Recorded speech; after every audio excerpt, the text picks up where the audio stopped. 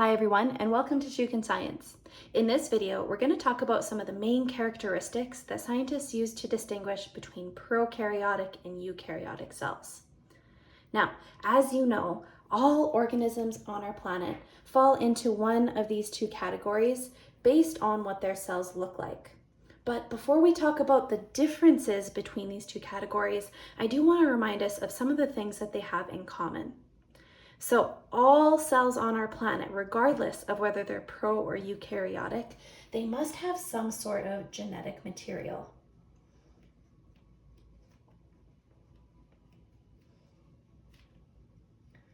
And you can see that labeled here in the diagrams of each cell type. For prokaryotes, the DNA is floating around in the cytoplasm. Sometimes we refer to it as naked DNA. Whereas in eukaryotes, it's wrapped up in this region known as the nucleus. Regardless though, they both need to have some sort of DNA that is capable of self-replication so that eventually these cells can divide. Next, in addition to having some sort of genetic material, they need to have their cell contents enclosed in a cell membrane.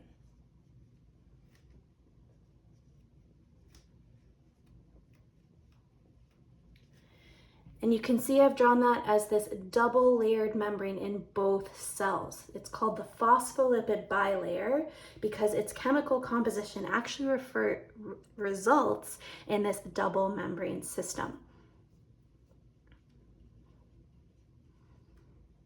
I have a whole other video on the cell membrane if you want to check that one out. And then in prokaryotes, the innermost layer we see here is that same phospholipid bilayer or cell membrane, the same chemical composition. And the membrane in both cell types acts to enclose all the cell contents, such as the cytoplasm.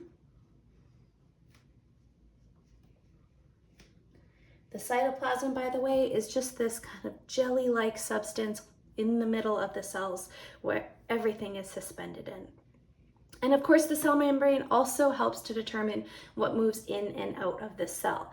Both organisms are selectively permeable because of the chemical properties of that cell membrane.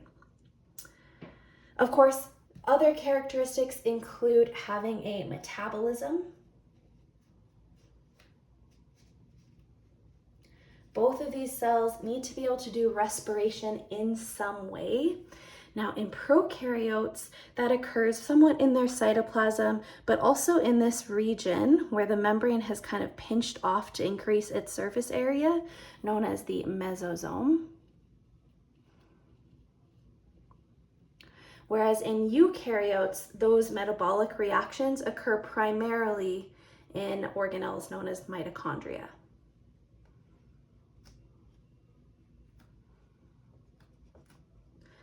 Either way, reactions take place to create ATP for the cells, which of course they then use as a source of energy. And lastly, both of these organisms need to have the ability to reproduce.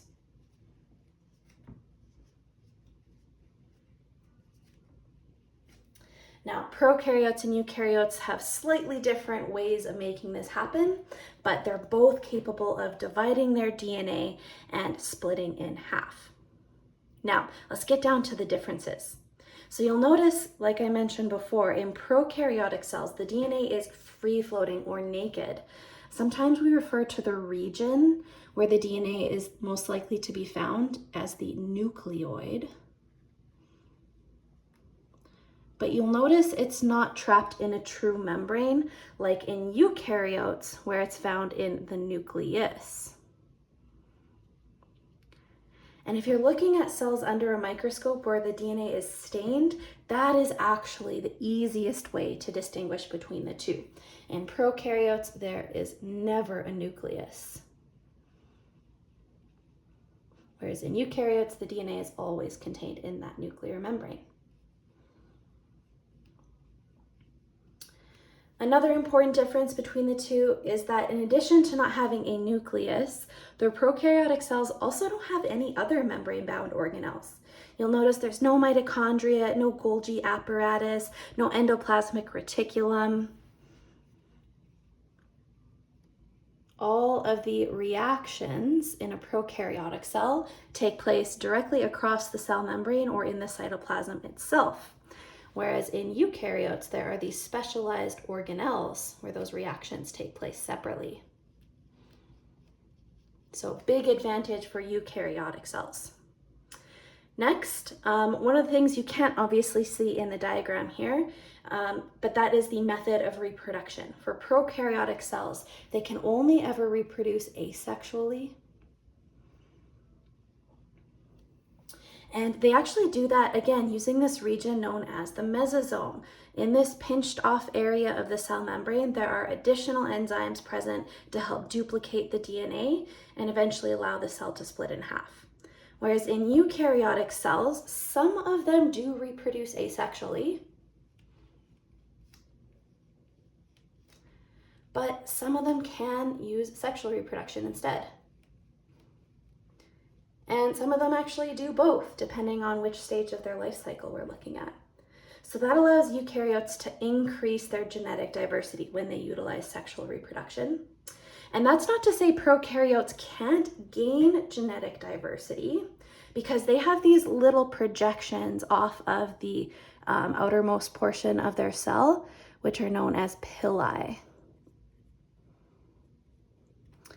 And basically, if this prokaryote has DNA found in plasmid form, which are these little circles you see here,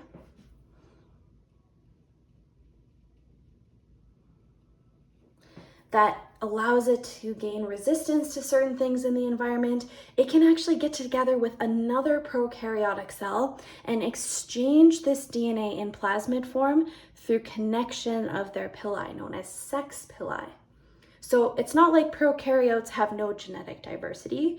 We also have, of course, random genetic mutation that happens, but of course, eukaryotes are way more diverse due to the fact that they can create gametes, divide their DNA in half, and then bring it together in brand new combinations. So definitely another advantage for eukaryotic cells. And then the other big difference that you should be aware of is prokaryotes are only ever single-celled.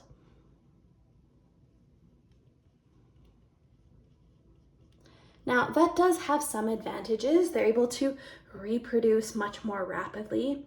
However, it means they don't have specialized tissues. Whereas eukaryotic cells, they can be single-celled as well, but a lot of them are also multi-celled. So in eukaryotes, that's where we start to see the development of specialized tissues. For example, the tissue in our brain looks and behaves very differently than the tissue that comprises our heart muscle. Okay, so those are the main differences that you should be aware of. There are a few others. For example, in addition to the cell membrane, prokaryotes also have a cell wall and an outermost layer called a capsule. Whereas eukaryotic cells outside of their cell membrane, some of them do have a cell wall if you're a plant or a fungus, but none of the eukaryotic cells that we're aware of have capsules. And the cell wall has a similar function in both pro and eukaryotes. It maintains the structure of the cell, helps prevent drying out.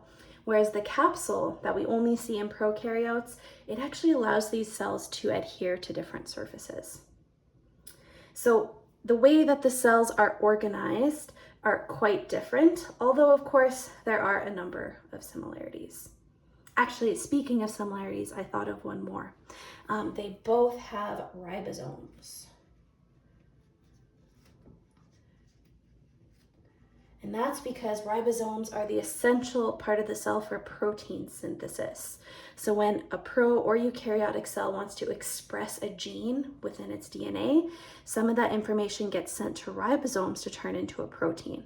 So both of these cells need to have ribosomes in order to function. I almost forgot about that one.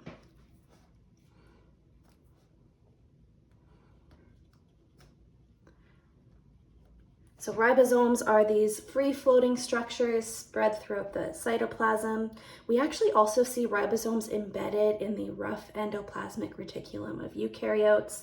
And again, that just increases the efficiency of protein synthesis. Okay, so we have some similarities, some differences.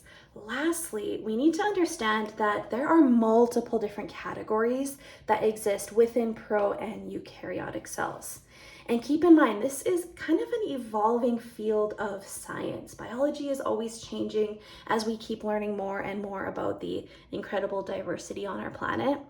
And so right now, two categories of prokaryotes exist, one of which you're probably very familiar with, bacteria. Bacteria are found pretty much everywhere on our planet. They're invisible to the naked eye, but I can pretty much guarantee they're on almost every surface around you right now.